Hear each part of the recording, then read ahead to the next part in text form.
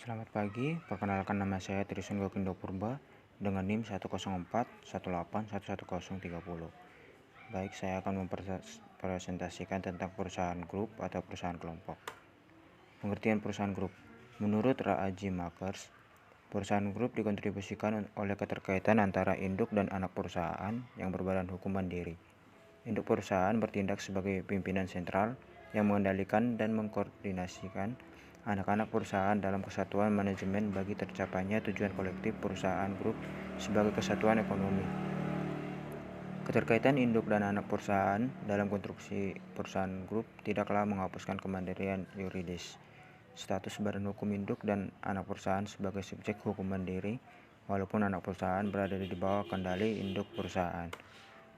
Motif dari pembentukan grup yaitu penciptaan nilai tambah melalui sinergi dari beberapa perusahaan. Yang kedua, upaya perusahaan mencapai keunggulan kompetitif yang melebihi perusahaan lain. Yang ketiga, motif jangka panjang untuk mendayagunakan dana yang telah dikumpulkan. Yang keempat, perintah peraturan perundang-undangan yang mendorong terbentuknya perusahaan grup. Alasan pembentukan dan pengembangan perusahaan grup di Indonesia dapat dikelompokkan menjadi dua. Yang pertama, upaya pelaku usaha untuk mengakomodasi ketentuan dalam suatu perundang-undangan.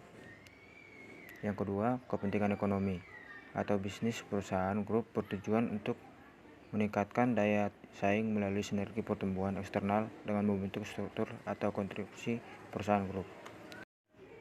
3 karakteristik konstruksi perusahaan grup.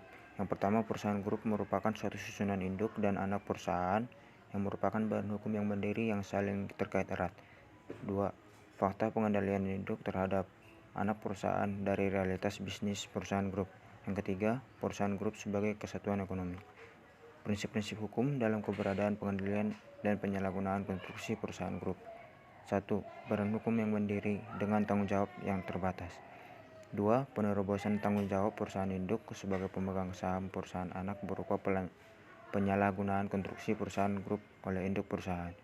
3. Institutional vetting, batas pengusuran perseroan untuk kepentingan perseroan sesuai dengan maksud dan tujuan perseroan. Sekian presentasi dari saya. Jika ada kalimat yang salah, mohon dimaafkan.